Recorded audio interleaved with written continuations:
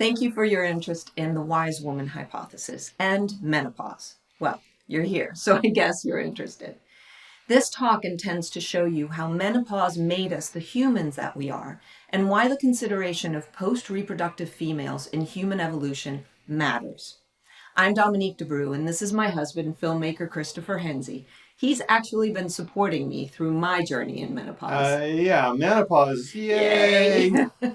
Thanks for joining us. We're here to introduce you to the hypothesis. A much more detailed presentation can be found in our feature documentary, Crone, The Wise Woman Hypothesis, or at cronestrong.com. So this all started with you asking me some questions and my hope to help. Yes. In my mid-40s, I started experiencing symptoms of perimenopause. At first, for me, not so much, but then, wow, what the heck is going on? Anyone else?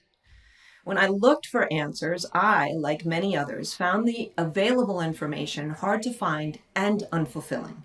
Plus, I was getting the message from society that I was done in my usefulness, which felt wrong and was the worst part of it. Chris, your first movie was about pregnancy, so I thought you could help me by getting some information from the OBGYNs you knew from that film. The most common answer that came back is that the average lifespan of women historically, and even just 100 years ago, was around 50, which is also the average age of menopause. And of course, my standard line about the life expectancy and the age of menopause crossing at 1900, I said, yeah, you're supposed to go through menopause and die, so it's pretty easy. We didn't have to worry about postmenopause. So now that we live longer, it's become an issue. Another OBGYN told me that we treat menopause to fix nature's mistake. Mistake? Really? Does nature make mistakes? Oh, no. Depends on your perspective. I would not consider menopause a mistake. If you are lucky to live long enough, a normal process, I don't see how that's a mistake. That's Sharon DeWitt from our film. She's an anthropologist who studies lifespans and told me that even though the average is 50, that represents the middle, and there will of course be individuals older than that average.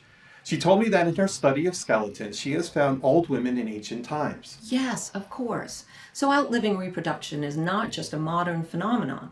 And the notion that menopause is a mistake doesn't make sense.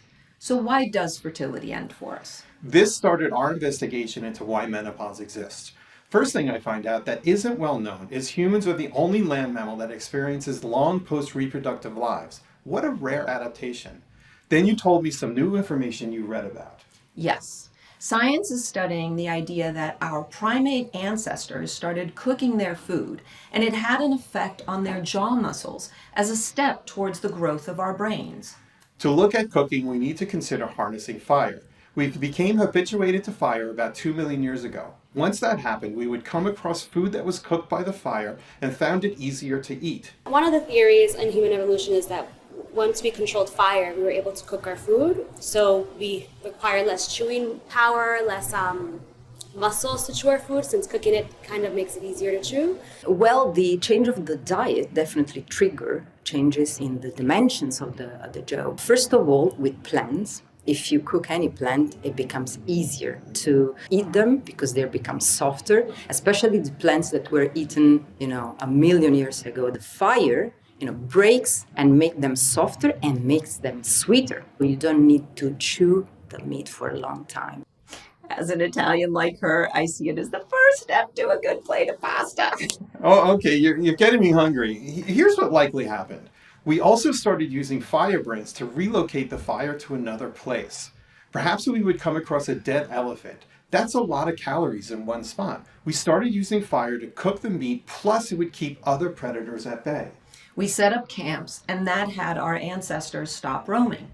Why is that important? All you have to do is try to keep a fire going under different weather conditions to understand how truly difficult that might be. Marveling at this wonderful tool that we have and trying to keep it going, and how it would have put a selection pressure on cognition and cooperation. Yeah, I've been camping, and that makes sense. To stop, keep a fire lit, and maintain agreement within a group creates a much more complex social structure to manage.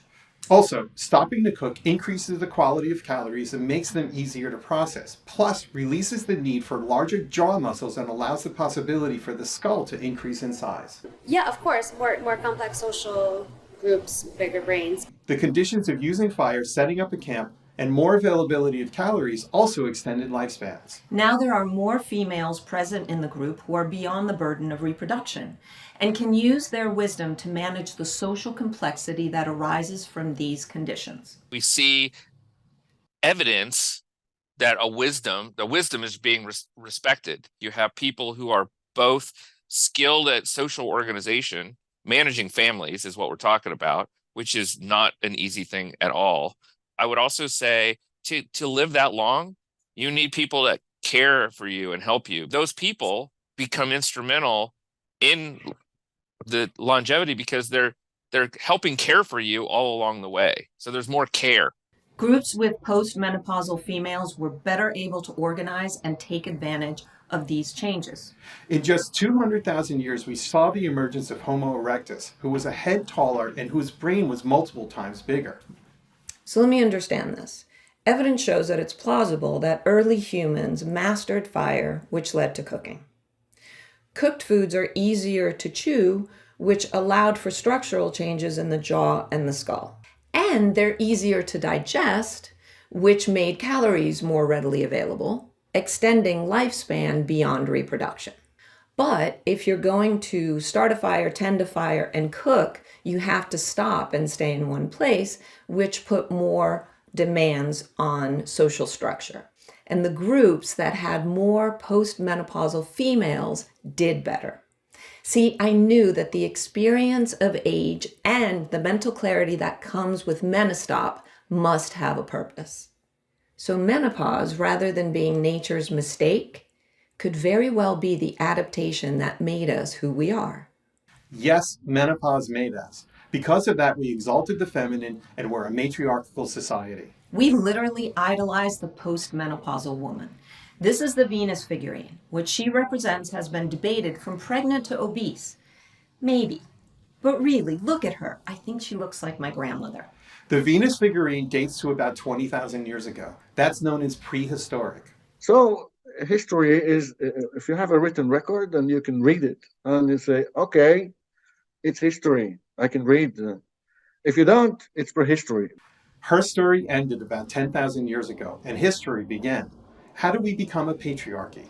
The whole culture of hunters-gatherers is around talking about plants and animals and how they behave and how they look, and many names for the different seasons and for the different areas. And the minute we started losing these things was the minute we domesticated the plants and animals and took them in and made them work for us. When we domesticated animals and crops, breeding became a part of our command of nature. Reproductive consciousness is a nickname, like a shorthand I gave to our ability to link the act of sexual intercourse to procreation and babies, and pregnancy even. We came to understand that the act of sex could result in a baby. Thing is, at that time, the only obvious contribution to the act was from the male. In fact, it was only in 1828 that we discovered the female egg because we finally had microscopes powerful enough to see it. Oh my gosh, and they fought. There's like a whole debate over centuries about how much or whether the woman really was more or less a vessel. Reproduction went from the realm of the feminine to the domain of men. From the example of animal breeding, women also became valued largely for their role in hosting a pregnancy, because mistakenly we believed that was all they did. This is how the patriarchy rose only 10,000 years ago. Men have been at this whole running the world thing for a good long time. I think history has shown that we're not doing a very good job on our own. Oh, not a very good job. Sorry. I'd say those who have gotten to this point can see that we've shown evolutionary proof that women, especially mature women, are well suited to run things. Yeah, women running things is the way humans operated for the vast majority of time. Men then misunderstood their role in reproduction and marginalized the importance of the feminine to just their fertility. I don't think we're up to the task of running things. It's time for a change. Yes, it is. The wise woman hypothesis and the conversation on how postmenopausal women are seen in society is vital. Given the range of disasters we're experiencing right now, it couldn't have come at a better time. When we first honored postmenopause as early hominins, it made us the humans that we are. By rediscovering the importance, wisdom, and potential of becoming postmenopausal and using it to navigate our current challenges, women stand ready to take humanity forward once again. Thanks for checking out this condensed presentation of the Wise Woman Hypothesis. Our film goes into much more detail, and you'll hear from anthropologists, scientists, and authors who confirm this idea. Go to cronestrong.com to see the trailer and the film. And you'll find out why we're using the word crone. It's a good one. Now you know something new, and the new needs friends. So please share, like, and comment to help spread the word. If you wish to support the project directly, please go to our GoFundMe page. Links are down below. Let's do this!